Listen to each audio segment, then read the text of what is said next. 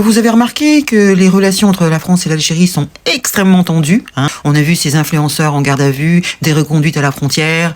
Bon, c'est chaud quoi en ce moment. Mais je vais vous parler de Lydia Guérou.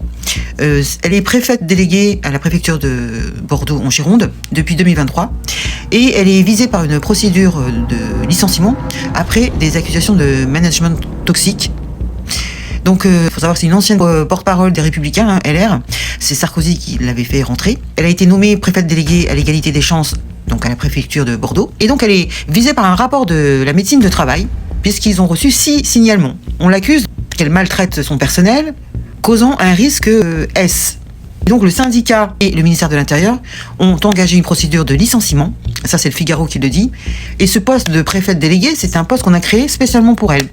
Alors, je ne sais pas si vous l'aviez déjà vu sur CNews, elle était aussi éditorialiste sur cette chaîne pendant un petit moment. Donc, non seulement elle est visée par une procédure de licenciement, mais aussi on va la destituer de son statut de préfète. C'est pas rien. Ça va très loin. Alors, il y aurait eu 6 signalements. Alors, est-ce qu'ils ont des preuves? Est-ce qu'ils ont des enregistrements vidéo, des enregistrements audio? On ne sait pas. Mais c'est très facile d'inventer des faux témoignages.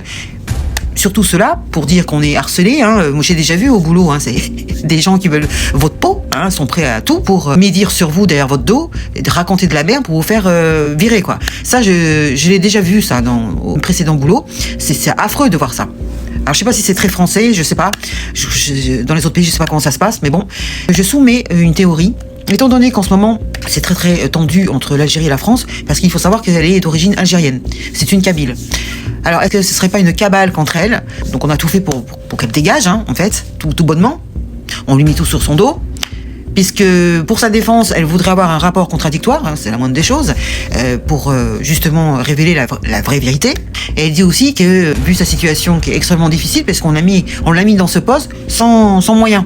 Elle n'a pas de moyens. Donc, elle dit, je suis pas responsable de tous les maux. MAUX. Elle a signalé plusieurs fois qu'elle avait pas le moyen, sans obtenir de réponse. C'est marrant parce que le canard enchaîné qui est toujours en train de nous sortir des affaires de ouf, la seule affaire qu'ils ont sortie sur elle, c'est qu'elle aurait utilisé son statut de préfète pour faire rentrer ses enfants dans une école. Elle aurait mobilisé le personnel du rectorat de Bordeaux pour inscrire ces deux enfants dans les écoles girondines.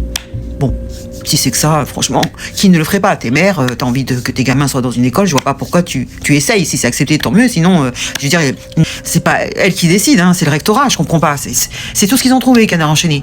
Certains d'entre vous seront d'accord avec moi, d'autres non. Mais néanmoins, j'aimerais avoir votre avis. Est-ce que vous pensez que c'est une cabale contre elle parce qu'elle est algérienne? Et on le saura dans les semaines à venir. On va bien voir si elle va être licenciée ou si elle va être promue. Parce que vous savez que quand vous êtes un pourri, vous grimpez les échelons, hein. Ça, c'est pas nouveau. Donc, si elle est promue, bon, ça veut dire que c'était vrai, qu'elle était vraiment une pourrie jusqu'à l'os. Hein, on l'a vu avec Aurore Berger, qui est accusée des mêmes mots et qui est finalement réélue, enfin, qui est encore dans le gouvernement. C'est extraordinaire. Il n'y a pas qu'elle, hein. Il y a, je crois, Rachida Dati, hein, si je dis pas de bêtises. Prisca Thévenot aussi. Il me semble qu'elles ont harcelé aussi leur personnel, mais elles sont toujours là. C'est un peu minimaliste, mais je trouve quand même que c'est bizarre, on verra bien. Dites-moi dans les commentaires ce que vous en pensez. C'est assez bizarre quand même. Non, vous trouvez pas? C'est-à-dire que ça coïncide avec les événements avec l'Algérie. On sait qu'il y a des tensions très très très tendues.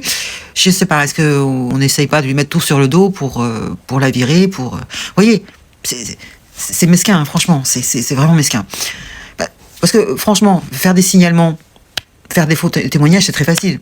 La médecine de travail, je veux dire, il faut vraiment des preuves. Tu peux pas comme ça. Mais même si on prouve, si ça va en procès, même si on prouve que c'était faux, des faux témoignages, on a pourri sa vie. On l'a fait virer et tout. C'est trop tard. J'ai 6 signalements, mais qu'ils iraient jusqu'au S, qu'ils avaient envie de ce S, à ce point-là, quand même. Surtout à la préfecture, hein, c'est pas compliqué le travail. Hein, Donc ils vont décider au Conseil des ministres, ça va loin quand même, hein. Ils vont prendre une décision pour la destituer de son statut de préfète. Bon, eh bien écoutez, on verra bien, affaire à suivre. Je vous tiendrai au courant, bien entendu. Laissez-moi un commentaire, merci beaucoup. Salut!